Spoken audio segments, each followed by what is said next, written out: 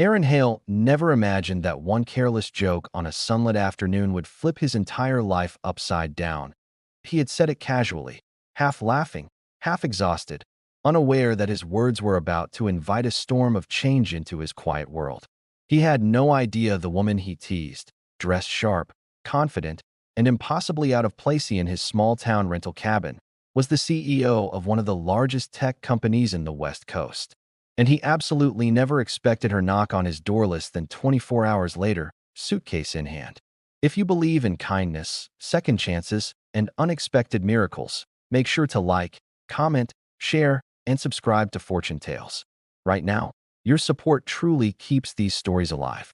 The day before everything shifted, the sun was pouring warm gold across the wooden railing of Aaron's porch as he helped his daughter Little Sanaa tape her broken science fair project back together.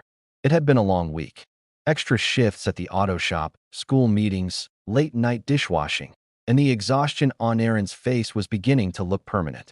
When the rideshare car pulled into the driveway next door, he wasn't expecting anything unusual. But then she stepped out, tall, polished, a presence that didn't just walk, but arrived. Her name, she later introduced, was Mara Castile. She had rented the cabin next door for a 2-week escape from her overloaded corporate life. The moment she approached the fence to ask Aaron if cabin's Wi-Fi password was written somewhere, he felt the strange jolt off meeting someone who didn't belong yet somehow fit instantly into the picture. She noticed the scattered papers, the tools, the messy bun of Aaron's fatigue, and offered a warm smile instead of the usual polite distance. She crouched toe-talk to Little Sanaa, admired her project, and asked genuine questions. In that moment, Aaron felt something he hadn't felt in a long time. Scene. They ended up talking for hours under the afternoon sun about life, burnout, losing themselves in responsibilities, and the quiet loneliness that creeps in even when you pretend everything is fine. And somewhere in that unexpected bond, Aaron lightly joked, "If you ever get tired of everything, you could just move in here.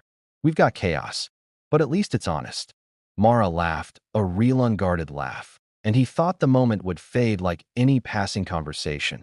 But she looked at him with an expression that was part curiosity, part longing, part something he didn't dare name. He never expected her to take the joke seriously. The next morning, bright, warm, alive with the chatter of birds, Aaron opened his door to find Mara standing on his step with a suitcase and eyes that held both fear and determination. She told him she had resigned as CEO at midnight. She said she hadn't slept in months. She said the pressure was killing her spirit. And she said she wanted for once in her life to choose something human instead of something profitable. Aaron didn't know what to say. He stood frozen while Santa squealed happily at the sight of Mara and hugged her legs like she'd been part of the family forever.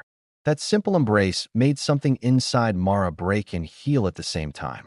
Aaron could see tears gather in the corners of her eyes. Even as she tried to hide them, she told him she didn't come expecting anything.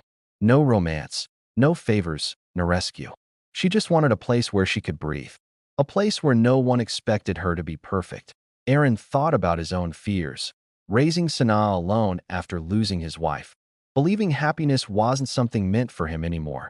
And the guilt that clung to him every time he felt joy. But when he looked at Mara, he realized she wasn't asking for his strength. She was offering her presence. Life over the next days became a gentle rhythm. Mara helped Sanaa with homework, cooked dinners that somehow restored warmth to their little home, and spent her evenings sitting with Aaron on the porch steps, watching the sun melt behind the rooftops. She confided in him the pressure she had carried for years, the loneliness at the top, the emotional exhaustion she had kept hidden from the world. Aaron shared the hurt he carried quietly in his chest, the grief he never gave himself time to heal. Two broken, tired souls finding quiet in each other's company. And slowly the house began to feel different, softer, lighter, alive. One afternoon, while Sanaa napped, Mara told Aaron she was thinking of staying longer, not just weeks but months. She said she didn't want to return to that life again. She wanted to build something new, something real, even if it was small and imperfect. Aaron felt his breath catch. The idea scared him, but losing her scared him even more. He didn't confess love. He didn't make promises. He simply placed his hand over hers and told her she deserved peace. And if she wanted to find it here with him, he wouldn't stand in the way. She leaned her head on his shoulder. And for the first time in years, Aaron felt the weight on his chest lift. If this story touched your heart, please like, comment, share, and subscribe to Fortune Tales. Your support helps us bring more emotional stories to life. Special request.